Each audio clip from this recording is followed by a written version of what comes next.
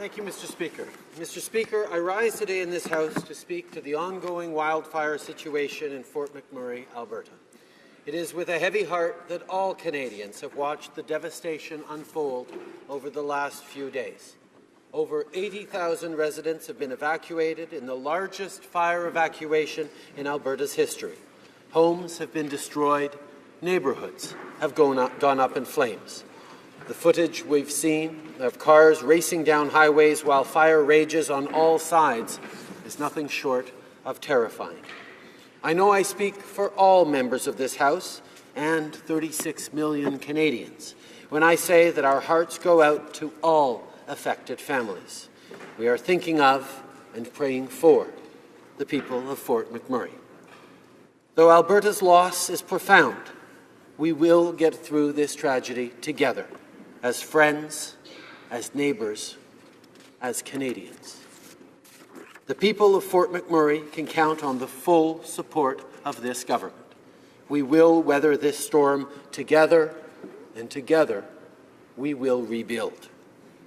While it's too soon to comprehend the full extent of the damage, we know that it is far-reaching and utterly devastating. I have spoken with Premier Notley, and our orders of government are in close contact as we monitor the situation every step of the way. I want to assure the people of Alberta that we are doing everything we can to help. The Government Operations Centre, which is under the responsibility of Public Safety Canada, is coordinating on behalf of the Government of Canada. The GOC is also working to collect the necessary resources and to prepare for the upcoming deployment. This organization is monitoring the situation in Fort McMurray and is reporting on it 24 hours a day. It is exchanging information with federal authorities and with the Government of Alberta. The GOC is working with a wide range of partners, including the police, emergency management organizations, and NGOs, to name just a few. The Government Operations Centre is the central information collection point in real time. It's a valuable source of information as the situation continues to evolve. Because of its experience acquired over many years, the GOC has put in place systems and products that are effective in helping emergency interventions. The Centre know what they're doing and do their job well. They've been in communication with various partners on how to properly address this crisis. Partners like Natural Resources Canada, Health Canada, National Defence, Indigenous and Northern Affairs, the RCMP, the Canadian Interagency Forest Fire Centre, and emergency management organizations like the Canadian Red Cross. In addition, the people of Fort McMurray have the support of the Canadian Armed Forces. Our forces are always ready to offer help in crisis situations, no matter where or when, including in natural disaster situations.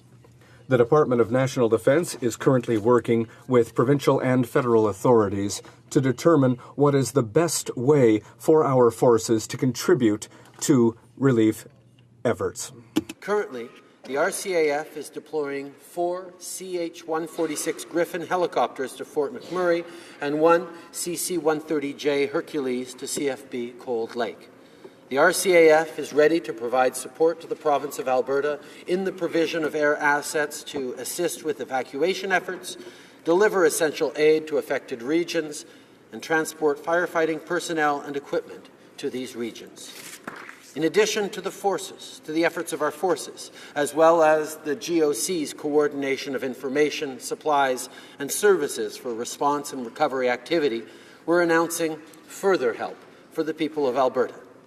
Today, I'm pleased to announce that in addition to the Government of Canada providing future assistance through the Disaster Financial Assistance Arrangement, the Government will also be matching individual charitable donations made to the Canadian Red Cross in support of disaster relief in efforts in the affected communities.